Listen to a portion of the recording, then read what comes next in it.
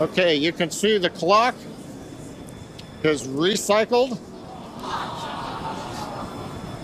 Flight director has called a hold. We are recycling. For the moment, we'll see where they move the clock back to. They could hold at T-minus 40 seconds. They could go to an earlier point. Give us a minute to listen into the nets, and we'll see if we can get you more information to share.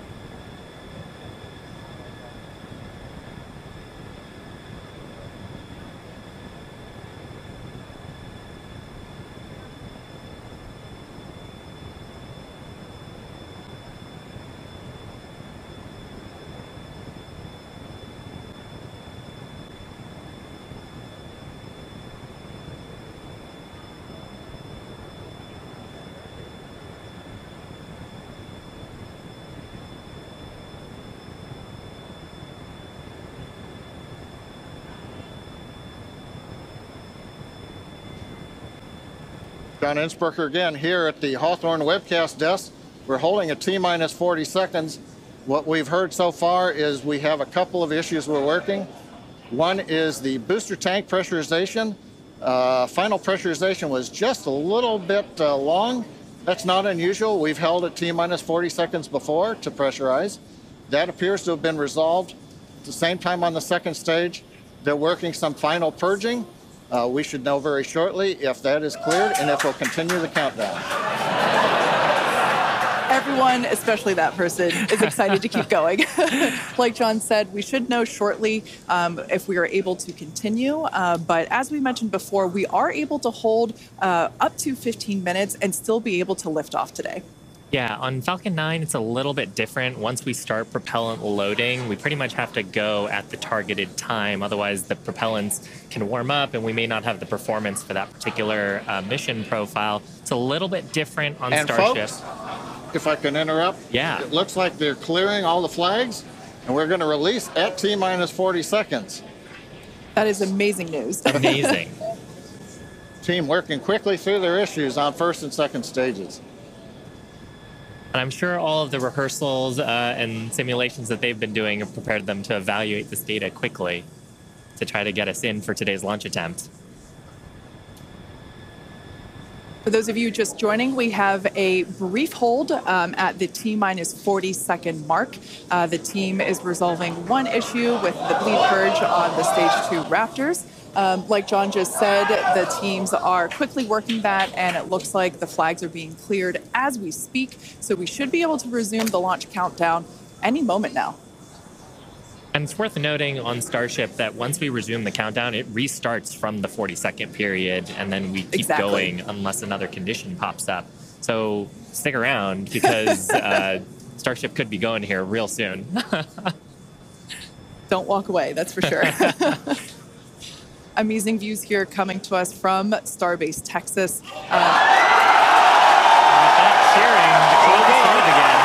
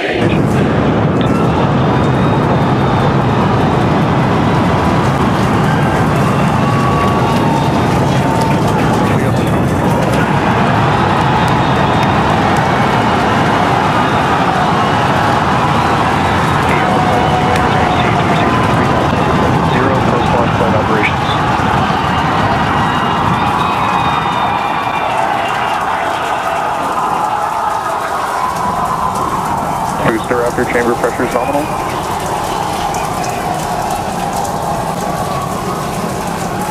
T-plus 43 seconds into the test flight of the inaugural Starship vehicle. Tower cleared, we're into pitch over. Propulsion reports first stage engines nominal. What a sight from the ground cameras at Starbase. We're flying at twice the thrust of the Saturn V heading to space. Acquisition of signal, Corpus Christi. We're throttled down and throttled back up. Going through the period of maximum aerodynamic pressure.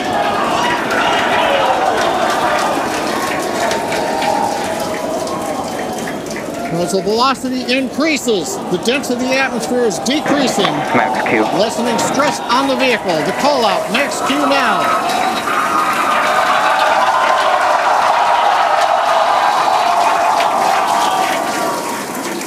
Continuing to watch the first stage as we head downrange.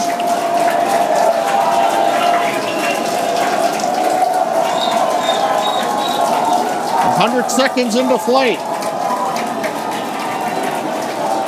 Our next major activity is going to be shutdown of the first stage. The Houston tracking station now acquiring the vehicle. With shutdown, we will get separation of Starship from Super Heavy and ignition of the Starship engines. When Starship separates, we light up 6 engines in a staggered sequence. And if all goes well, those 6 engines will burn for almost 6.5 minutes. Onboard view from Starship. And there's views of the Raptor engines on the second stage as we prepare for stage separation. Now after stage separation, the first stage will flip and begin a boost back maneuver for landing in the Gulf.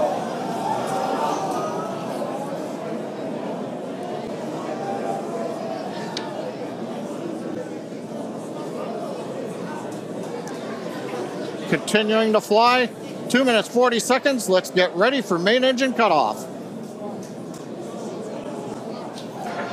Booster engine cutoff. Beginning to flip for stage separation.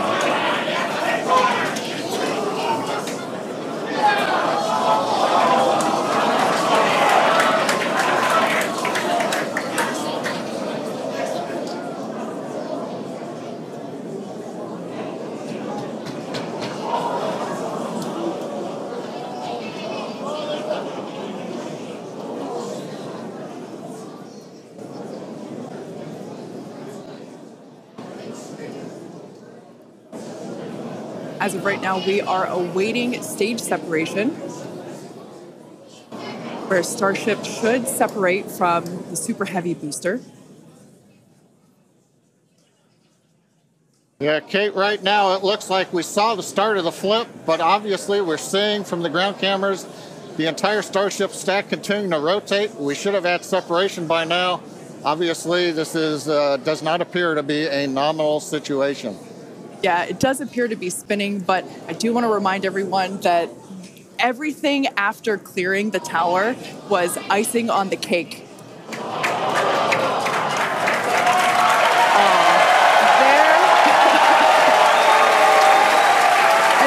as you saw, as we promised, an exciting end to the Starship inaugural integrated test flight.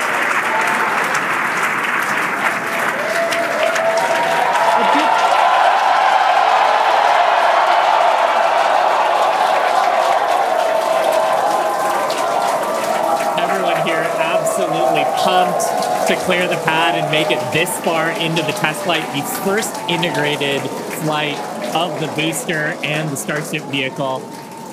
Live view there of our control center at Starbase, which we refer to as Star Command. As we said before, obviously we wanted to make it all the way through, but to get this far, honestly, is amazing. Well, if you're just joining us, Starship just experienced what we call a rapid unscheduled disassembly, or a RUD, during ascent. But now this was a development test. This is the first test flight of Starship, and the goal was to gather the data, and as we said, clear the pad and get ready to go again. So you never know exactly what's going to happen, but as we promised, excitement is guaranteed. and Starship gave us a rather spectacular and what was truly an incredible test thus far.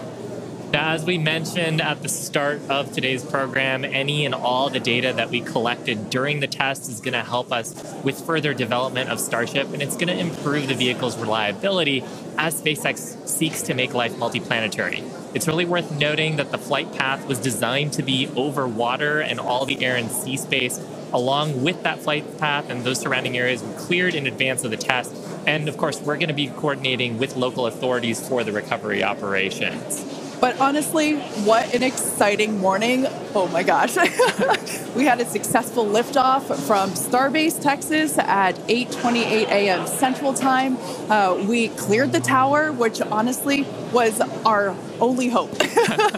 We cleared the tower, and all the data that we collected all the way through all those Raptor, those 33, although I think we saw that 3 Raptor engines were out. But we got all that data, and we got so far as to hoping to see the Starship, the second stage, separate from the first stage, the Super Heavy booster. And unfortunately, we didn't make that happen, but that's okay. It was the first integrated launch, and honestly, today was amazing. Absolutely incredible day. We made it through a number of those initial test objectives with getting booster ascent, getting all the way through the countdown, working some issues at the end. Like, totally really fantastic day. Got through the gate at T-minus 40 seconds on the second try. Everything released, the hold downs, the quick disconnect arms, everything moves out of the way. And then we got the vehicle off of the pad, through max Q, all the way up to stage separation, even starting into the prep for stage sep. And then, as we say, a lot of excitement. Yep. Honestly, my face has had a smile on it since liftoff, and now my face hurts. Now, since we don't have any insights on the cause of our rapid unscheduled disassembly at this point, we're going to end our webcast here. Teams will continue to review the data and work toward our next flight test. But before we go, a big congrats to the entire SpaceX team on an exciting first integrated flight test of Starship. And of course, a shout out to our viewers. We appreciate you joining us. And as always, we thank you for your interest in Starship, SpaceX, and your ongoing support. Till next time.